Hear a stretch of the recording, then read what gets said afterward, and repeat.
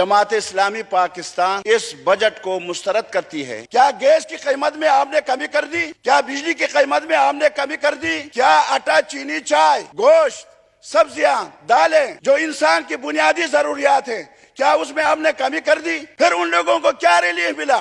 जिस तरह मैंने कहा कि मस्जिद की डबिया पर आपने 18% सेल टैक्स लगा दिया और 18% सेल टैक्स लगाने के बाद मेरे ख्याल में जो बाजारों में वॉशरूम हैं उन पर भी टैक्स लगा दिए हैं। पहले कोई 10 रुपए लेते थे, अब 50 रुपए ले रहे हैं। जनाब स्पीकर, ये इंतहाई अफसोसनाक सूरत हाल है। इस सूरत हाल में जनाब स्पीकर आवाम का जीना वो तकरीबन मुश्किल हो गया है। लग्जरी जो गाड़ियां हमारे पास हैं, हमारे वज़रा जो अय्याशियां कर रहे हैं या जहाजों में हम फिर रहे हैं और रोजाना जो है हजारों नहीं लाखों लीटर तेल जो है हुकूमत के खजाने से जल रहा है और आपके अफसर हजरात जो हैं इस्लामाबाद में या पिंडी में बैठे हुए हैं और उनके बच्चे सरकारी गाड़ियों और सरकारी तेल के मजे जो है वो मरी में लूट रहे हैं, वो किसी और सेहती मकाम में लूट रहे हैं। क्या उन पर पाबंदी नहीं लगना चाहिए? जनाब स्पीकर, जब हम निकलते हैं, छोटे छोटे बच्चे, आप यकीन करें, छोटे छोटे बच्चे गाड़ियां इस्तेमाल करते हैं, सरकारी गाड़ियां इस्तेमाल करते हैं, उनका कोई पूछने वाला नहीं है। जमात इस्लामी पाकिस्तान इस बजट को मुस्तरद करती है क्योंकि ये बजट सूदी निज़ाम पर मबनी है। जनाब स्पीकर, हम साकत नहीं रखते, हम इस्तिताअत नहीं रखते, हम ताकत नहीं रखते कि अल्लाह और अल्लाह के रसूल के साथ हम मैदान जंग में खड़े रहें, मुकाबला करें। और हकीकत यह है कि अल्लाह फरमाते हैं कि अगर आप सूदी निज़ाम से बाज ना आए तो अल्लाह और अल्लाह के रसूल के साथ मैदान जंग में आ जाओ, उनके मुकाबले में। इस वक्त देखें जनाब स्पीकर, जब तक आईन पाकिस्तान के आर्टिकल 38F के मुताबिक इस मुल्क को सूदी निज़ाम से पाक नहीं किया जाता तो ये मुल्क कभी भी तरक्की नहीं कर सकता। जनाब स्पीकर, आपको मालूम है कि हमारे बजट जो है 14 ट्रिलियन पर मुश्तमिल है। 14 ट्रिलियन में 7 ट्रिलियन हम सूद और कर्जों की अदायगी पे खर्च करेंगे, यानी 50% बजट के 50% हम सूद पे दे देंगे। तबाही बिल्कुल साफ नजर आ रहा है कि सूदी निजाम की वजह से मुल्क की माईशत कहां तक पहुंच गई है और यहां अवाम को रिलीफ देने के बजाय हम इधर उधर से टैक्स वैक्स लगाकर, हत्ता कि माचिस के डबिया में भी हमने टैक्स लगा दिया, लेकिन पूरे नहीं हुए और IMF के पास गए। और मैं पहले भी कहा था कि जब ज़िमनी बजट पास हुआ गुज़श्ता साल भी, कि जनाब स्पीकर, IMF जीत गया, पाकिस्तान के 22 करोड़ अवाम हार गए। आज भी मैं ये कहता हूं, अपनी तरफ से नहीं बल्कि वज़ीर आज़म पाकिस्तान मोहतरम जनाब शहबाज शरीफ साहब ने ये कहा है कि इस बजट की तैयारी में IMF के तमाम बातों को हमने मलहूज़ नज़र रखकर इस बजट को हमने तैयार किया है। जब ये बजट IMF का है तो हम किस बात पर खुशी मनाते हैं? जनाब स्पीकर, क्यों खुशी मनाते हैं? 14 ट्रिलियन में से 7 ट्रिलियन आप सूद और कर्जों की अदायगी में देंगे, 4,000 अरब आपके विफाकी अखराजात और सूबों के जो NFC अवार्ड में उनको मिलने हैं, 4,000 अरब रुपए वहां चले गए, 11,000 अरब हो गए। 2,000 अरब से कुछ कम, 1895 या 75 अरब रुपए सिक्योरिटी एजेंसियों के हैं, वो देना चाहिए उनको। 2,000 नहीं, मैं कहता हूं कि 4,000 भी उनको देना चाहिए, वो मुस्तहकम हो, मुल्क मुस्तहकम होगा। वो हो गए 13,000। अब 13,000 अरब में से जनाब स्पीकर 1100 अरब रुपए आपने पूरे पाकिस्तान के 25 करोड़ अवाम के लिए आपने रखे। आप खुद अंदाजा लगाएं कि जब 14 ट्रिलियन में से सिर्फ 1 ट्रिलियन वो पाकिस्तानी अवाम के लिए आपने रखे हैं।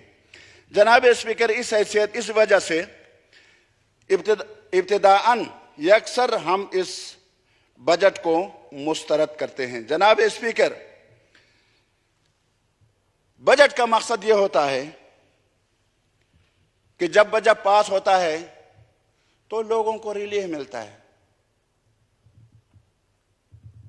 लोग खुश होते हैं, उनके मसाइल कम होते हैं, वसाइल उनके पास आ जाता है, पैसा खजाने से निकलता है, गर्दिश करता है। जब पैसा गर्दिश करता है तो कीमतों में भी कमी आ जाती है, लोगों के जेबों में पैसे होते हैं। ये इस बजट में नहीं है।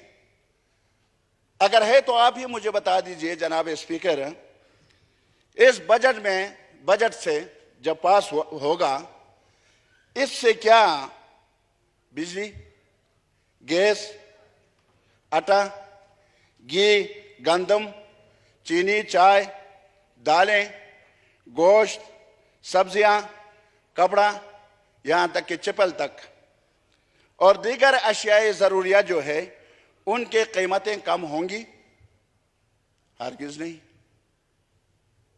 आपने बिजली की कीमतों को, टेरिफ में कमी को कहाँ रखा है काम करने के लिए? क्या आपने उस सिलसिले में कोई मैकेनिज्म इख्तियार किया है?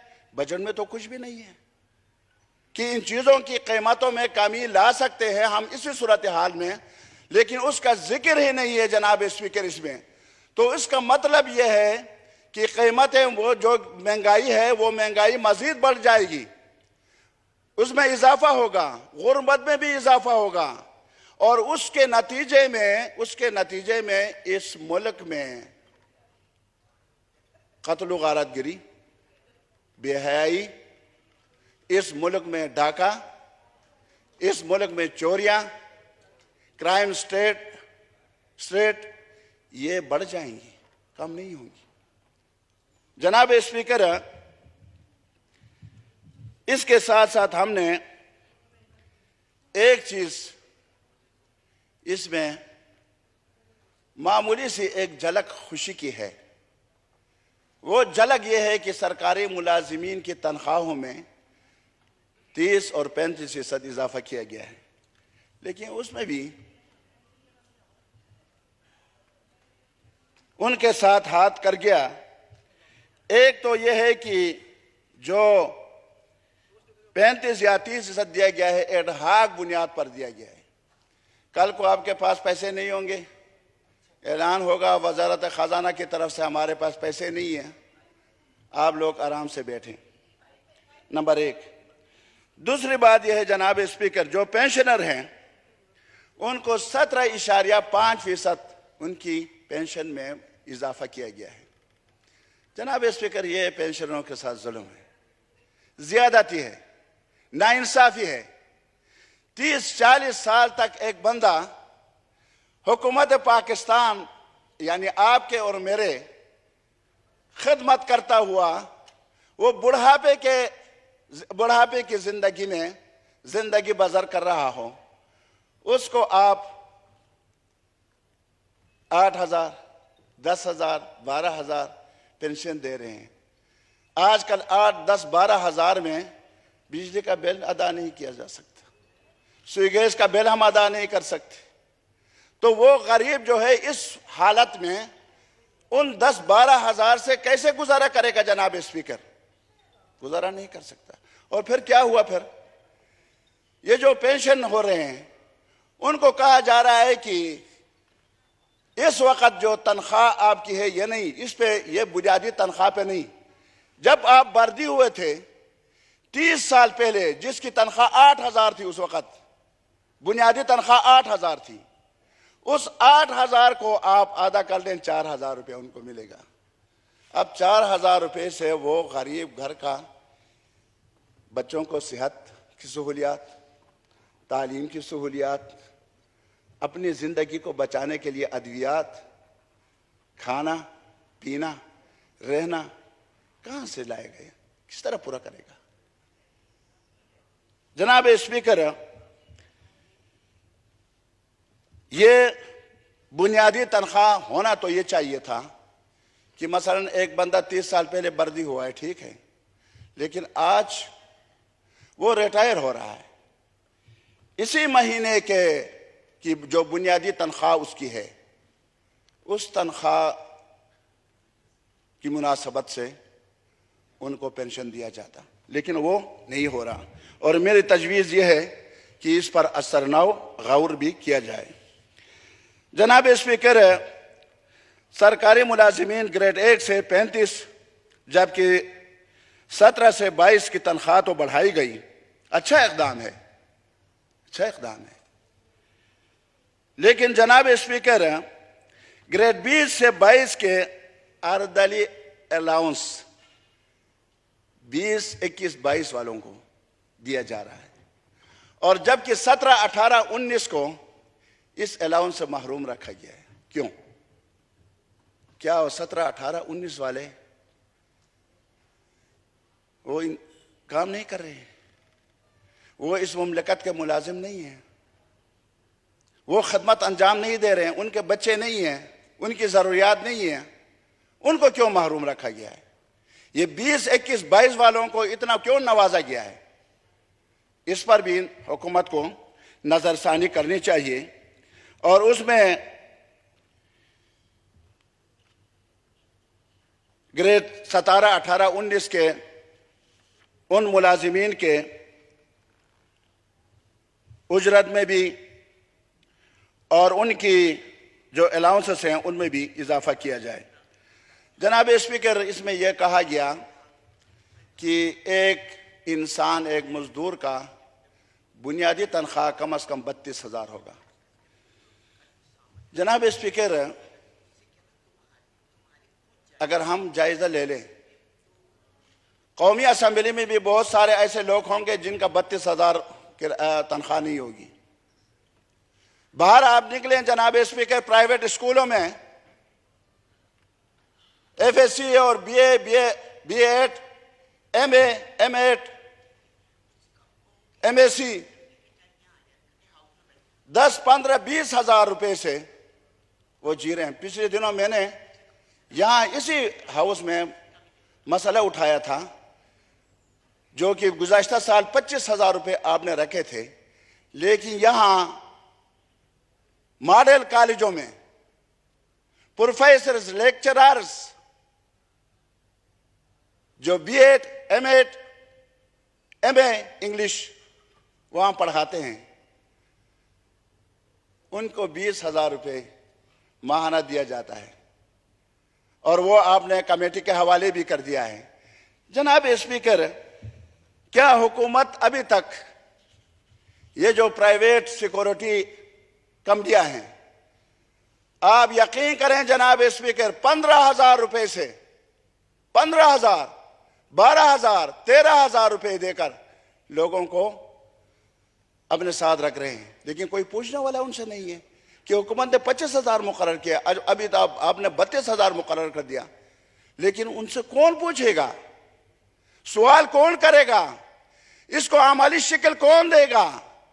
इसको अमलन नाफिज करने के लिए कौन सा इदारा है? उस इदारे को हमें बता दें जनाब स्पीकर। कोई इदारा नहीं है। तो इस पर भी इसके बाद कम से कम अमल दरामद इस पर होना चाहिए। जनाब स्पीकर, अजीब बात यह है कि रेडियो पाकिस्तान के गरीब पेंशनर, वो सवाल भी मैंने यहाँ उठाया था, आपकी मेहरबानी थी कि आपने सवाल जल्द यहाँ कौमी असम्बली में टेबल किया, जवाब आया कि हम दे रहे हैं उनको, लेकिन वो लोग अब भी रो रहे हैं, अब भी रोडों पर हैं, अब भी एहतिजाज कर, कल भी एहतिजाज कर रहे थे, परसों भी एहतिजाज कर रहे थे। उनकी बकायाजात उनको अदायगी नहीं हो रही। मजीद अब क्या बढ़ाएंगे उनको? उनके पेंशन उनको नहीं मिल रहा। और इसी तरह आप ले लें यहाँ हमारे रेडियो क्या टेलीविजन, पाकिस्तान टेलीविजन के यहाँ जो साथी आते हैं, कवरेज करते हैं, पूरी दुनिया को दिखाते हैं और हुकूमत की कारकर्दगी को पूरी दुनिया में लोगों तक पहुंचाते हैं। अब उनको भी पेंशन से महरूम कर दिया गया है जनाब स्पीकर, उनको भी पेंशन से महरूम कर दिया गया। क्या ये मुलाजिम नहीं है? ये हुकूमत पाकिस्तान के अंडर नहीं है? क्या ये पाकिस्तान टेलीविजन कोई असमार में काम करने वाली कोई कंपनी है, या इस जमीन में इस्लामाबाद में इसके हेड ऑफिस है, या इसके वजीर जो है यहां बैठती नहीं है? क्यों उनको पेंशन से महरूम किया जा रहा है? क्यों उनको जिल्लत की जिंदगी गुजारने पर बुढ़ापे में मजबूर किया जा रहा है? जनाब स्पीकर, ये पेंशन का हक छीन लेना ये जुल्म और ज्यादती है और आईन पाकिस्तान के खिलाफ है। आईन पाकिस्तान में आर्टिकल 8 से लेके 40 तक इंसान के बुनियादी हुकूक का जिक्र किया गया है, जो अल्लाह ने, अल्लाह के रसूल ने दिए हैं। वो हक उनसे न छीना जाए, उनको वो हक उनको दे दिया जाए और उनकी पेंशन को बहाल किया जाए। जनाब स्पीकर, यहां बेनज़ीर इनकम सपोर्ट प्रोग्राम बहुत अच्छा इक़दाम है। बुनियादी तौर पर जो काम बेनज़ीर इनकम सपोर्ट प्रोग्राम है, हम इसकी मुखालफत नहीं करते, लेकिन आप इस बात पे अंदाज़ा लगाएं कि इस वक़्त बजट में उसके लिए 4,500 अरब रुपए रखे गए हैं और पाकिस्तान में गुर्बत की जिंदगी गुजारने वाले तकरीबन 18-19 करोड़ अवाम हैं। 18-19 करोड़, बल्कि उससे भी ज्यादा हैं। और अब 3 महीने में एक खानदान को 8,750 रुपए बेनज़ीर इनकम सपोर्ट प्रोग्राम से दे रहे हैं। जनाब स्पीकर, आपकी तवज्जो चाहूंगा कि इस वक्त पेशावर में जो नान, जो रोटी बिकती है, आप यकीन करें, आप फूक मारे ना जी, वो यहां से आप तक पहुंच जाएगी वो रोटी, इतनी हल्की, और वो 20 रुपए में फरोख्त हो रहा है। 2 रोटी जो है बहुत मामूली बच्चे के लिए शायद काफी हो, लेकिन बड़े आदमी के लिए 10 रोटियां भी ना काफी हैं। चलो हम 2 ही मानते हैं, 2 रोटी जोहर को, 2 शाम को, 4 हो गए, और 1 सुबह नाश्ते के 5 रोटी हो गए। 5 रोटियों का कीमत हुआ 100 रुपया। आप इसको अंदाजा लगाएं कि एक फर्द 3 महीने में सिर्फ खुश्क रोटी खरीदे 9,000 रुपए उनके बनते हैं, और आप उनको 8,750 दे रहे हैं। यानी वो एक रोटी जो दिन को वो खाता है, उसकी कीमत भी आप उसमें उसको नहीं अदा कर रहे हैं। और आप कह रहे हैं कि हमने 93 लाख, ये लिखा है उसमें, 93 लाख खानदानों की किफालत कर रहे हैं। 93 लाख नहीं, 93,000 आप कहें, 93 लाख अफराद आप कहें, खानदान मत कहें। ये एक फर्द का सिर्फ एक रोटी का मसला हल हो गया, सिर्फ एक रोटी का, एक ही बंदे का। अब उस घर में 4-5 बंदे हैं, तो आप कैसे कह सकते हैं कि हमने खानदान को संभाला है, हमने उसकी किफालत की है, हमने बेनज़ीर इनकम सपोर्ट प्रोग्राम से उनको दिया है। चलो ये भी मान लिया कि 93 लाख खानदानों को आपने कर दिया, 1 करोड़ ये बन गए। सारे महकमों के जितने भी आपके महकमे हैं, इनको मिल मिला के 2 करोड़ लोग जो हैं वो हुकूमत से और बेनज़ीर इनकम सपोर्ट प्रोग्राम से जो मुलाजिमीन हैं वो इस्तिफादा कर रहे हैं। बाकी आप बताएं कि इस वक्त 25 करोड़ ये पाकिस्तान की आबादी है, वो 23 करोड़ लोग क्या करेंगे? क्या रिलीफ उनको आपने दिया है? क्या गैस की कीमत में आपने कमी कर दी? क्या बिजली की कीमत में आपने कमी कर दी? क्या आटा, चीनी, चाय, गोश्त, सब्जियां, दालें, जो इंसान की बुनियादी जरूरियात हैं, क्या उसमें आपने कमी कर दी? फिर उन लोगों को क्या रिलीफ मिला?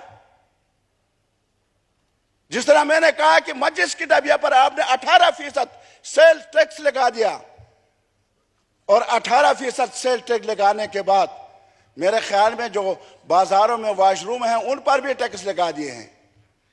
पहले कोई 10 रुपए लेते थे, अब 50 रुपए ले रहे हैं। जनाब स्पीकर, ये इंतहाई अफसोसनाक सूरत हाल है। इस सूरत हाल में जनाब स्पीकर, आवाम का जीना वो तकरीबन मुश्किल हो गया है। अब मरने के बाद भी एक मसला पैदा होता है जनाब स्पीकर। वो एक साहिब कहा करते थे कि कब्र में सुकून है, अब मरने के बाद भी सुकून नहीं है। जनाब स्पीकर, पिछले दिनों तकरीबन कोई 15-20 दिन हो गए, एक बंदे ने मुझे फोन किया कि मेरी वालिदा वफात पा गई है और इस वक्त मेरे पास पैसे नहीं हैं कि उनकी कब्र में खोदूं और उनके लिए कफन दफन का बंदोबस्त करूं, मेरे साथ कुछ मदद करें।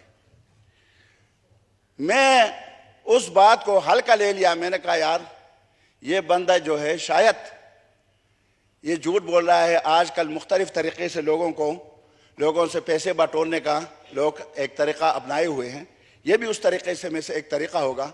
लेकिन थोड़ी देर बाद जनाब मुर्तजा जावेद अब्बासी साहब, थोड़ी देर बाद उसने अपने वालिदा की तस्वीर, ताज़ा तरीन तस्वीर और ख़वातीन जो आस पास बैठी हुई हैं उनकी मैंने मुझे भेज दी कि यह सूरत हाल है, इस वक्त मैं अपनी वालिदा को दफन नहीं कर सकता। जनाब स्पीकर, ऐसे हालात में फिर हमें क्या करना चाहिए था?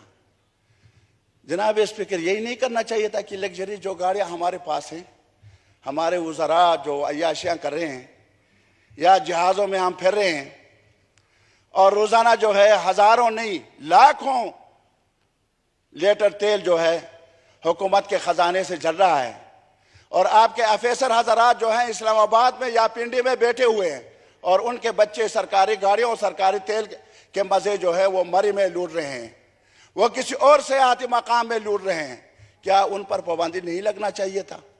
जनाब स्पीकर, जब हम निकलते हैं, छोटे छोटे बच्चे, आप यकीन करें, छोटे छोटे बच्चे गाड़ियां इस्तेमाल करते हैं, सरकारी गाड़ियां इस्तेमाल करते हैं, उनका कोई पूछने वाला नहीं है।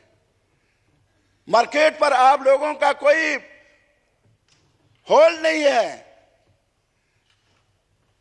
आज मसलन एक चीज आपको 5-10 हजार में मिल रहा है, 2 माह बाद वो 15-20 हजार में मिलता है। मैं रमजान और मुबारक में मैं खुद यहां G9 मार्केट से बासमती चावल का 50 किलो वाला एक थोड़ा मैंने ले लिया, उन्होंने मुझे 9,000 का दे दिया। रमजान में मैं ले गया। अभी तकरीबन 3-4 दिन पहले दोबारा मैं वहां गया और इस नियत से गया कि वही चावल लेके अपने घर में ले जाऊं, सस्ता भी है, 180 रुपये का किलो मिलता है और इसको हम खर्च करें, क्योंकि हमारी जिस तरह यहाँ साथियों ने कहा कि तनख्वाहें, वो ये तनख्वाहों से हमारे तेल के अखराजात पूरे नहीं होते। जब मैं वहाँ गया, जनाब स्पीकर, अल्लाह हाजिर और नाजिर है, मैं इस कलमे के नामों के बिस्मिल्लाह के नीचे खड़े होकर कहता हूँ, वही चावल 13,000 रुपये 50 केजी था, अब 4,000 रुपये कैसे बढ़ गए? क्यों बढ़ गए? किसने बढ़ाया? कोई पूछने वाला है? कंट्रोल करने वाला है कोई? जब आपके इस्लामाबाद में यह सूरत हाल है तो फिर चित्राल, जब यहां से आप एक चीज को बेचते हैं तो तिगना किराया उस पर मजीद चढ़ जाता है। अगर यहां 100 का कोई चीज पंजाब से मार्केट से यहां लाया जा सकता है, चित्राल जब पहुंच जाता है वो 1500 रुपये में पहुंच जाता है।